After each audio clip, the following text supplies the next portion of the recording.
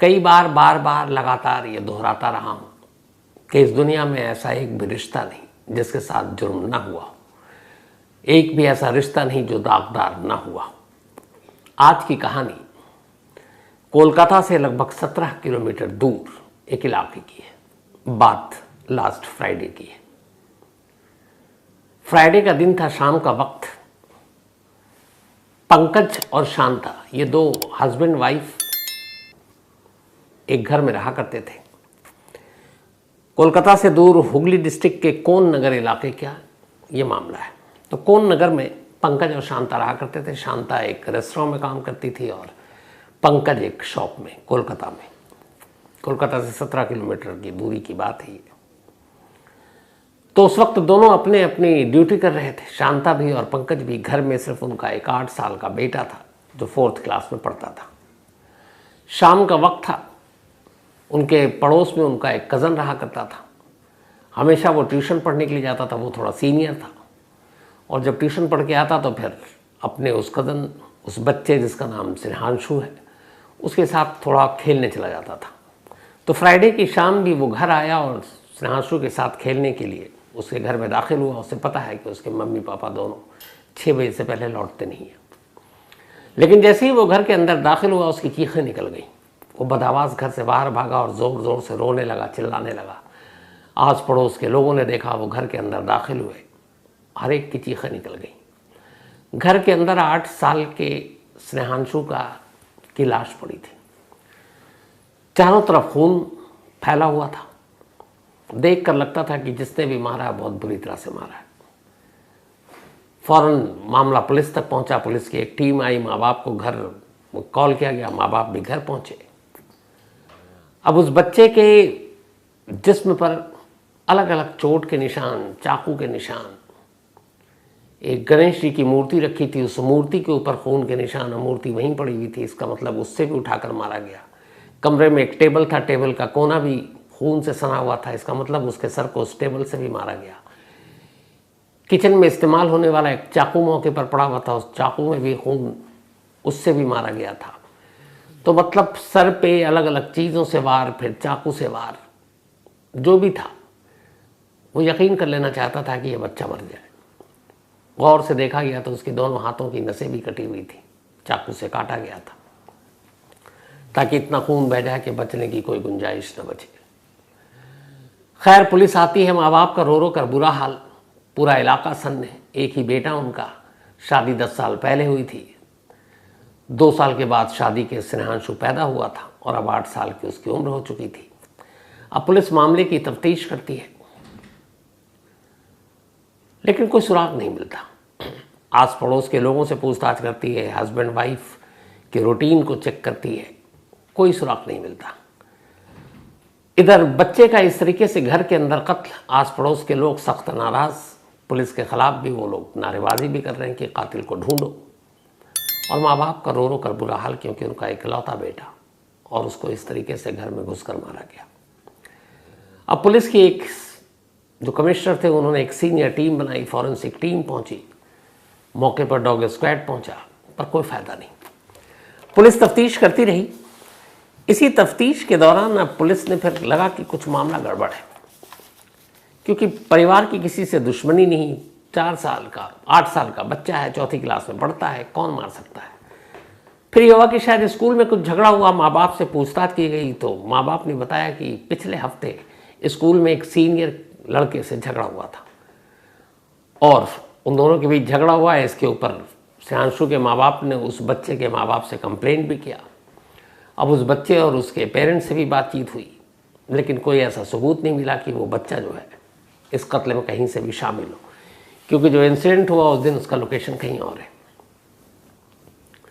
अब पुलिस ने फिर से ज़ीरोइंग किया उसी घर से। उसने कहा कि तफ्तीश यहीं से करते हैं, क्लू मिलेगा तो यहीं से मिलेगा। अब पुलिस ने बड़ी बारीकी से घर की छानबीन शुरू की। जो सबसे पहली चीज़ देखी पुलिस ने वो ये कि घर के अंदर कोई फोर्सफुल एंट्री नहीं थी। मतलब कोई खिड़की दरवाज़ा तोड़कर कोई अंदर नहीं घुसा, फ्रेंडली एंट्री थी। अब फ्रेंडली एंट्री का मतलब ये होता है, 2 सूरत होती है। एक घर में बच्चा है, दरवाज़ा अंदर से बंद है, तो कोई भी घुस गया तो वो तोड़ के घुसेगा, या खिड़की, जाली, सरिया, लेकिन यहाँ ऐसी कोई चीज़ नहीं थी। दूसरी चीज़ पुलिस ने देखी कि बच्चे की लाश घर के अंदर तो पड़ी है, घर में कोई भी नहीं है, लेकिन घर का हर सामान अपनी जगह फिक्स है। कोई भी चीज़, एक भी चीज़ किसी ने उठाया नहीं है। घर में कैश थे, कुछ गहने थे, वो भी अपनी जगह पड़े हुए हैं। तो अगर मामला लूटपाट का होता तो फिर मौका अच्छा था, कातिल घर पे हाथ साफ करके भी जा सकता था, लेकिन ऐसा भी कुछ नहीं था। तीसरी जो सबसे अनोखी चीज़ थी जिसने पुलिस के कान खड़े किए, वो ये कि इस घर में एक पालतू कुत्ता था, और वो कुत्ता हमेशा वहीं घर में रहा करता था। उस रोज़ भी था, जब कत्ल हुआ तब भी था। पुलिस ने आस पड़ोस के लोगों से पूछा कि क्या जब ये इंसिडेंट हुआ, इंसिडेंट भी जो ये हुआ वो हुआ करीब 2 से 4 के दरमियान, क्योंकि 4 सवा 4 के बीच में उसका कज़न आ गया था और उसी ने फिर ये सबसे पहले देखा इस लाश को। तो 2 से 4 के बीच जब वो स्कूल से बच्चा आ गया था तो पूछा गया कि क्या किसी ने कुत्ते के भौंकने की आवाज़ सुनी। तमाम लोगों ने कहा नहीं। अच्छा, आसपास में घर बिल्कुल सटे हुए हैं, बराबर बराबर में, और कुत्ता भौंकता तो कई बार पड़ोसियों ने बताया भी कि अगर वो अलग तरीके से भौंकता है, लगता है कोई अनजान है, तो वो लोग भी बाहर निकल आते हैं या आवाज़ देते हैं कि पंकज या उसकी वाइफ शांता कि देखो क्यों भौंक रहा है। लेकिन उन्होंने कहा कि फ्राइडे की दोपहर 2 से 4 के बीच में उन्होंने कुत्ते को भौंकते हुए सुना ही नहीं। तो कुत्ता नहीं भौंका, घर में कोई फोर्सफुल एंट्री नहीं, इसके अलावा घर में लूटपाट नहीं। पर काफ़ी बड़ी अजीब चीज़ थी 3। पहली, घर के अंदर फोर्सफुल एंट्री नहीं है, कोई जबरन घुसा नहीं है। दूसरी, घर के अंदर कोई लूटपाट नहीं हुई, सारी चीज़ें कीमती अपनी जगह हैं। तीसरी, कुत्ता भौंका नहीं। ये तीनों चीज़ें एक ही तरफ इशारा कर रही थी, और वो ये कि कातिल जो भी है इस घर का जानकार है, यानी वो अक्सर इस घर में आया करता होगा, और इसीलिए उसे घर की एंट्री एग्जिट सब मालूम, और इसीलिए ख़ासतौर पर उस कुत्ते ने उसको देखकर भौंका नहीं। अगर अनजान शख्स होता तो कुत्ता ज़रूर भौंकता। अब इन छोटी छोटी चीज़ों को लेकर पुलिस ने तफ्तीश शुरू की। माँ बाप से बातचीत हुई, पूछताछ हुई, कोई सुराग नहीं मिल रहा। इस दौरान में पुलिस वालों ने आस पड़ोस के तमाम लोगों के फ़ोन नंबर लिए, पेरेंट्स के भी नंबर लिए कि शायद इनके मोबाइल के ज़रिए कुछ ऐसे नंबर पता चलें जिससे इनकी किसी से दुश्मनी हो, कोई कातिल हो, तो उनके नंबरों को भी ट्रेस करें। तो पंकज और शांता के भी नंबर लिए गए, पड़ोसियों के भी नंबर लिए गए, लेकिन कोई सुराग नहीं मिल रहा है। फ्राइडे की बात थी, दिन बीतता जा रहा है, लोगों का गुस्सा बढ़ता जा रहा है। 8 साल का एक मासूम कत्ल क्यों और इतनी बेदर्दी से क्यों, इस क्यों का जवाब हर कोई जानना चाहता है। उधर माँ बाप रो रो कर हलकान परेशान, पुलिस के ऊपर भी प्रेशर। अब पुलिस एक चीज़ पर तो तय थी, और वो ये कि कातिल जो भी है वो इस घर का जानकार है, लेकिन कौन। इस दौरान में घर के आसपास के तमाम सीसीटीवी फुटेज भी पुलिस ने खंगाले, लेकिन उसमें कोई ऐसी चीज़ या लीड मिला नहीं। फिर भी पुलिस ने कहा कि घर के आसपास नहीं तो घर के थोड़ी दूरी पर भी कुछ देखो, क्योंकि ये वो इलाका है जिसमें अगर कोई अनजान शख्स आता जाता है, वो टाइमिंग मैच करे 2 से 4, तो भी कुछ क्लू मिल जाए। तो इन तमाम कोशिशों में लगी हुई थी पुलिस, तभी अचानक इस गांव के एक एक्स प्रधान, पूर्व प्रधान ने एक रोज़ पुलिस को फ़ोन किया। उसने कहा कि साहब, मेरे घर के बाहर सीसीटीवी फुटेज है, कैमरा लगा हुआ है, और वो पूरे सड़क को कवर करता है, और जो भी शख्स इस कॉलोनी में दाखिल होता है या वापस जाता है वो सारे लोग रिकॉर्ड हो जाते हैं। पुलिस ने कहा भाई वो सारी फुटेज दे दो। प्रधान ने पुलिस को दे दिया। पुलिस ने उसको देखना शुरू किया, कोई ऐसा क्लू मिल नहीं रहा है। लेकिन वो टाइमिंग वाली बात थी, वो फिर पुलिस को ध्यान आया। उन्होंने कहा आप देखो कि 2 से पहले इस इलाके में कौन आया और 4 के आसपास कौन निकल रहा है। तो जितने लोग कैमरे में कैद होते गए उन सबको एक एक कर देखना शुरू किया गया। गांव के प्रधान को बिठाया गया, पूछा गया इनको आप जानते हो, इनको आप जानते हो। उसने हर एक को बताना शुरू किया, हाँ जानते हैं। इसी दौरान अब इस सीसीटीवी फुटेज को जब गहराई से देखा जाने लगा तो अचानक एक जगह पर इस कैमरे में एक महिला जाती हुई दिखाई देती है। वो फुटेज है, वो आप देख सकते हैं। अब ये महिला थोड़े तेज कदमों से चल रही है, एक हाथ में इसके बैग है, लेकिन चेहरे पे मास्क है। अब मास्क आजकल चूंकि कोरोना का इतना कहर है नहीं और लोग अब इतने डरे हुए नहीं है, मास्क बहुत कम लगाते हैं। अब तो कोई मास्क लगाते हुए दिख जाता तो ये भी लगता है कि यार कितना एहतियात बरत रहा है। हालांकि अच्छी चीज़ है, मास्क लगाना चाहिए, लेकिन वहाँ जितने लोग गुजर रहे हैं सब यूं ही हैं, बेपर्दा हैं, चेहरे पे कुछ नहीं है। लेकिन वो महिला जो जा रही है वो मास्क लगा कर जा रही है।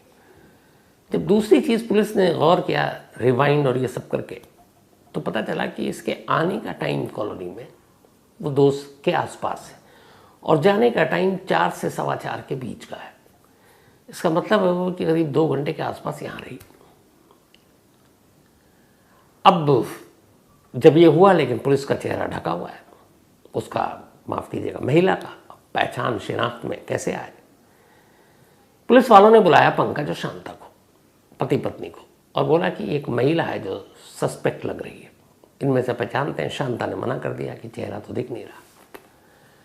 पुलिस ने उसको थोड़ा जूम वूम करके दिखाया। अचानक पंकज पहचान गया उसे।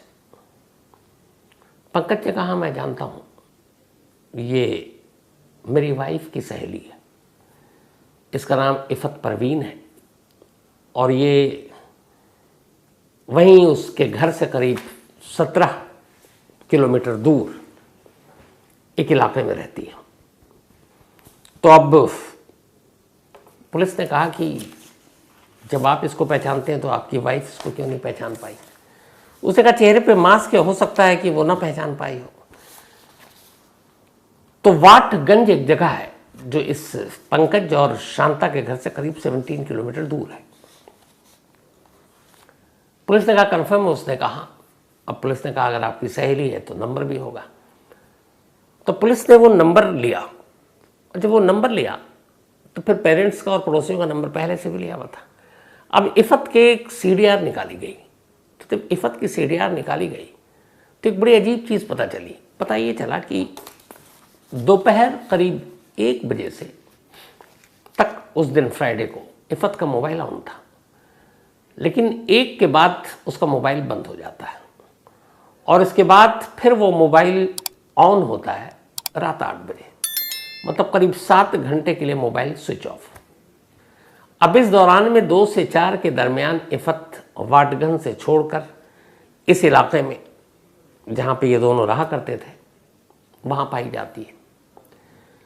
तो आमतौर पर आदमी कभी दूर जाता है, 25-27 किलोमीटर ठीक ठाक दूरी है, तो मोबाइल लेकर चलता है, लेकिन वो मोबाइल लेकर नहीं आई और मोबाइल निकलने से घर से पहले स्विच ऑफ और घर पहुंचने के बाद फिर से ऑन। ये बात खटकी। अब पुलिस ने इफ़त के जब मोबाइल को खंगाला तो देखा कि उससे शांता की बड़ी लंबी लंबी बात होती है, यानी पंकज की वाइफ की। अभी तक पुलिस की नज़र में पंकज सस्पेक्ट है। क्यों? क्योंकि उसकी वाइफ की सहेली है इफ़त और उसने पहचान भी लिया। पुलिस को लगा शायद बाद में खुलासा ना हो तो इसलिए। लेकिन जब पंकज के कॉल डिटेल को खंगाला गया तो देखा कि उसका हाल में कभी उसने कॉल किया ही नहीं है, कई महीनों में। पिछला रिकॉर्ड भी निकाला गया, कोई बातचीत नहीं, कोई मैसेज नहीं, कोई ऐसी नहीं। लेकिन जब शांता के कॉल डिटेल निकाले गए तो शांता कई बार कॉल करे, वो भी रात 12-12 बजे तक, 2-2 बजे तक, दोनों घंटों बात करती। अब जब ये पता चला तो पुलिस ने चुपचाप पड़ोसियों से पूछताछ शुरू की। तो पता चला कि अक्सर इफ़त यहाँ घर आया करती है शांता के, और ख़ास तौर पर जब बच्चा स्कूल होता है तो ये दोनों घर में अकेले होते हैं और घंटों रहते हैं। फिर ये भी पता चला कि कई बार शांता इफ़त के घर जाती है वाटगंज और वहाँ भी रहते हैं। अब इसके बाद पुलिस ने कहा कि चलो कॉल डिटेल के अलावा ज़रा इनके मैसेज को रिट्रीव कराते हैं। अब उन्होंने व्हाट्सअप मैसेजेस और ये सारे खंगालने शुरू किए। जब खंगालने शुरू किए तो पुलिस भौचक्की रह गई। शांता और इफ़त के ऐसे ऐसे मैसेजेस थे, ऐसी ऐसी तस्वीरें थीं जो एक गर्लफ्रेंड बॉयफ्रेंड के दौरान आमतौर पर होता है।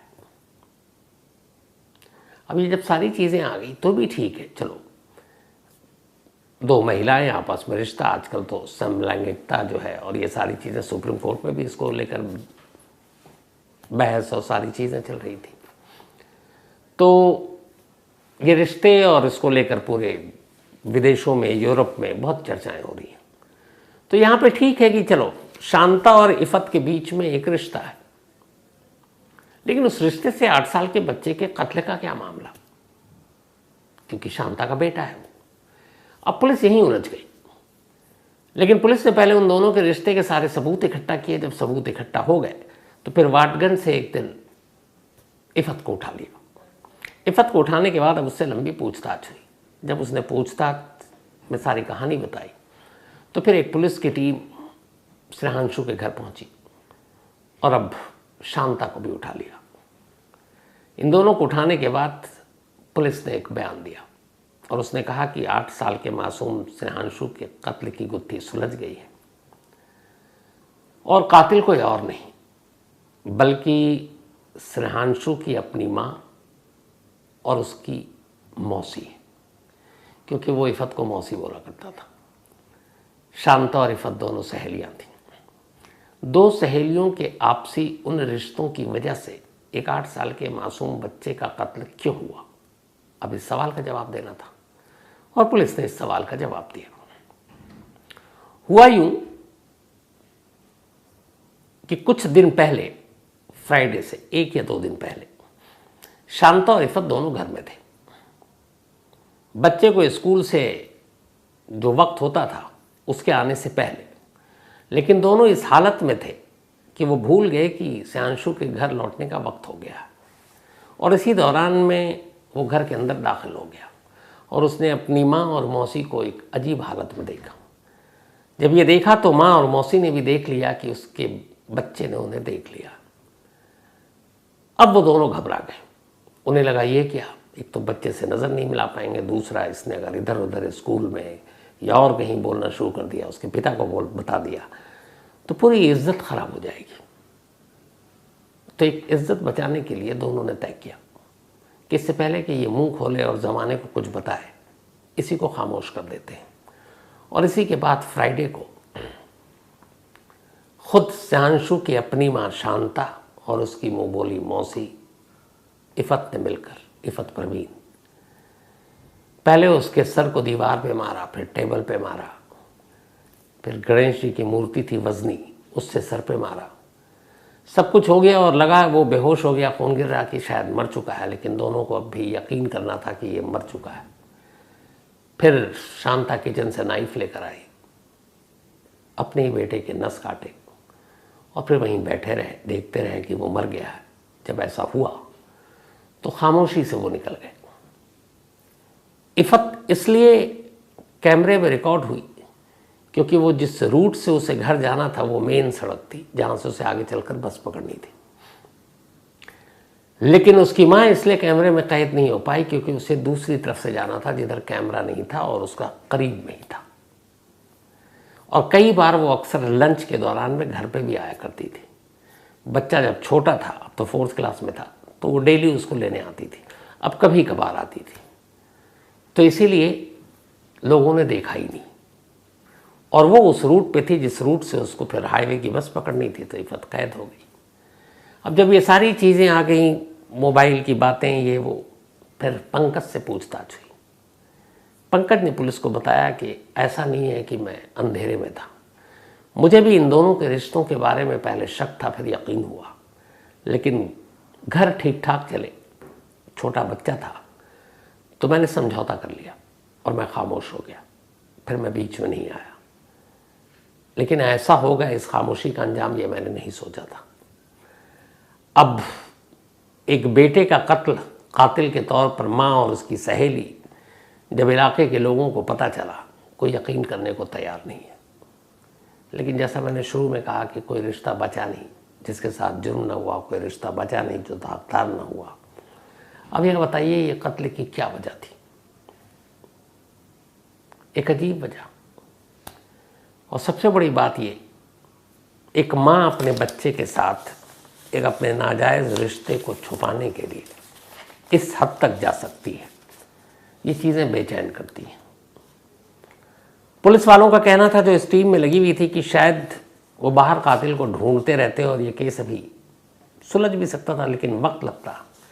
लेकिन सबसे ज़्यादा उन्हें जो शक हुआ था वो उस एक घरेलू जो घर का कुत्ता था, उसके भौंकने की आवाज़ किसी ने नहीं सुनी और उसके बाद ही उन्हें यकीन हो गया था वह कुत्ता इसलिए नहीं भौंका क्योंकि वो उन लोगों को जानता है जो हर रोज़ उस घर में आते हैं। तो जिन्हें कुत्ता जानता उनको देखकर भौंकता नहीं है, बल्कि वो प्यार से दौड़ता उनके पास। तो पुलिस को यकीन था कि कातिल जो भी हो वो उस कुत्ते से भी अच्छी तरह से वाकिफ़ है और यही वजह है कि ये कत्ल इतनी जल्दी सुलझ गया।